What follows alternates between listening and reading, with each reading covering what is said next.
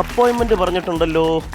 അമ്പിളിക്കുട്ടൻ വാറുവിളാകത്ത് വീട്, Vadakkankara, Thiruvananthapuram, south India, ഭൂമി, സൗരയൂഥം 3. ഏത് മണ്ടാണോ ഇത്?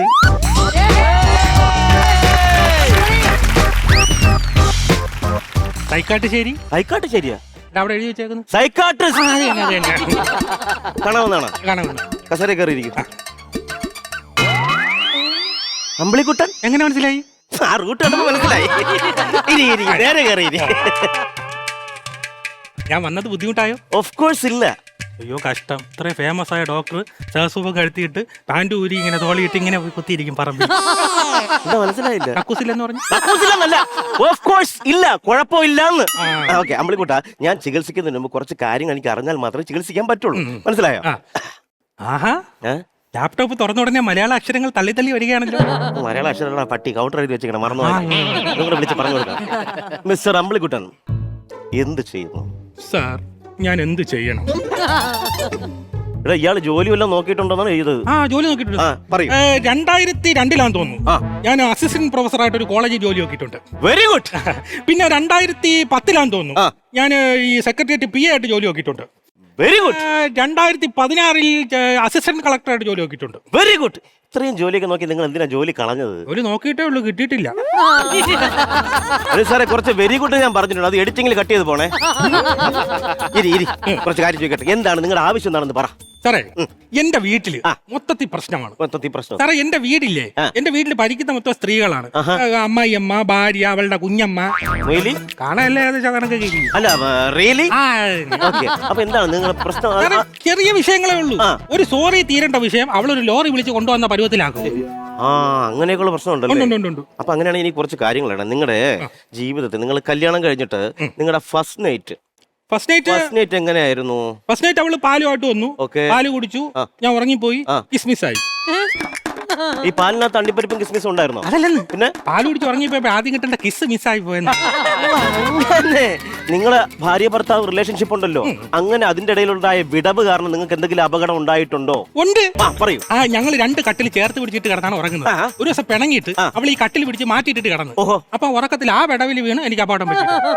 അപ്പൊ ആ ഒരു വിഷയം കാരണമാണ് നിങ്ങൾ ഈ ഇതിന്റെ പ്രശ്നത്തിലോട്ട് പോകുന്നത്. പക്ഷേ ഇതിനകത്ത് കുറച്ച് വിഷയം എന്ന് പറഞ്ഞാൽ നിങ്ങളുടെ മെന്റലി നിങ്ങൾ ഫിറ്റ് ആണെന്നുള്ള സർട്ടിഫിക്കറ്റ് ഞാൻ തരണമെങ്കിൽ ബാക്കി കാര്യങ്ങൾ എനിക്ക് അറിഞ്ഞാലേ പറ്റുള്ളൂ. ഭാര്യ മിൻമിനി. ചിമ്മിനി എന്ത് ചെയ്യുന്നു? ചിമ്മിനി ഞങ്ങൾ മണ്ണെണ്ണ അടിച്ച് കത്തിക്കുന്നു. ചിമ്മിനി അല്ല, നിങ്ങളുടെ ഭാര്യ മിൻമിനി. ഒന്ന് കാര്യങ്ങൾ വ്യക്തമായിട്ടൊന്ന് പറഞ്ഞ് ധരിപ്പിച്ചാൽ എനിക്ക് ചികിത്സ നിർണ്ണയിക്കാൻ പറ്റൂ. വീഡിയോ ഓക്കെ, ഓഡിയോ കട്ടായി. അല്ല, സങ്കടം വന്ന് എനിക്ക് സൗണ്ട് വെളിയില്ല. അങ്ങനെയായിരുന്നു, ഞാൻ വിചാരിച്ച ലേപ്പല് കംപ്ലൈന്റ്. ശരി. അപ്പൊ അത്രയും വിഷമങ്ങൾ നിങ്ങൾക്ക് ഉണ്ടായി ജീവിതത്തിൽ. ലോകത്തിൽ അറിയപ്പെടുന്ന ഒരു സൈക്കാട്രിസ്റ്റ് ആണ് ഞാൻ. അപ്പൊ അതുകൊണ്ട് ഞാൻ ഹിപ്നോട്ടൈസ് ചെയ്യട്ടെ, എങ്കിലേ ഉപബോധ മനസ്സിൽ നിന്ന് കുറച്ച് കാര്യങ്ങൾ കണ്ടുപിടിക്കാൻ പറ്റത്തുള്ളൂ. അപ്പൊ ഞാനിത് ഉണ്ടിട്ടാട്ടുമ്പോ ഉറങ്ങണം കേട്ടോ.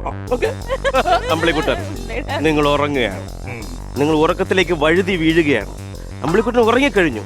ഓക്കെ, അമ്പിളിക്കുട്ടൻ ഇപ്പൊ നിൽക്കുന്നത് 10 വയസ്സിലാണ്. അമ്പിളിക്കുട്ടൻ ഇപ്പൊ എന്താണ് ഓർമ്മ വരുന്നത്? അമ്പിളിക്കുട്ടൻ ഉറങ്ങി കിടക്കുമ്പോൾ ശല്യം ചെയ്യുന്ന എനിക്ക് ദേഷ്യമില്ല. ഒരു ഉറങ്ങിപ്പോയെന്നാ എണീച്ചെന്നാ ഉറങ്ങാൻ തന്നെ കാര്യങ്ങൾ പറഞ്ഞാൽ എനിക്ക് കൃത്യമായിട്ടുള്ള കാര്യങ്ങൾ അറിഞ്ഞാലേ ചികിത്സ ചെയ്യാൻ പറ്റുള്ളൂ. ഇപ്പോ നമ്മൾ ചെയ്യുന്ന കാര്യങ്ങൾ നമ്മൾ കൃത്യമായിട്ട് ഓരോ സംഭവങ്ങൾ നോട്ട് ചെയ്യണം. അതായത് നിങ്ങളുടെ ജീവിതത്തിൽ ഓരോ ദിവസം നടക്കുന്ന കാര്യങ്ങൾ ഒന്ന് നോട്ട് ചെയ്ത് വെക്കുക. ഓക്കെ, ഞാനൊരു കോൾ ചെയ്തോട്ടെ, അല്ലെങ്കിൽ നോവൽ വായിച്ചാലും മതി. ഇത് സർ ആർതർ കോനൻ ഡയൽ. നല്ല കൈയക്ഷരം, പ്രിന്റ് ചെയ്താണിരിക്കുന്നു.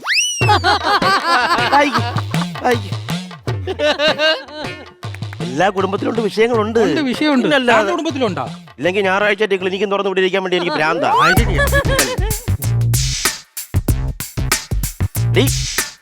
ജോലി ചെയ്തോണ്ടിരിക്കണം.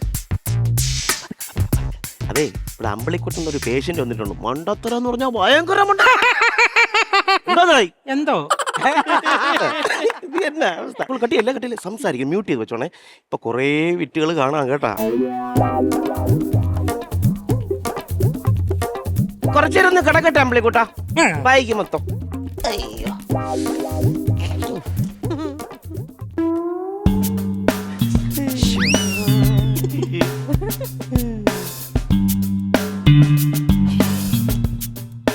നിങ്ങൾ ഉറങ്ങുകയാണ്. നിങ്ങൾ ഉറക്കത്തിലേക്ക് വഴുതി വീഴുകയാണ്.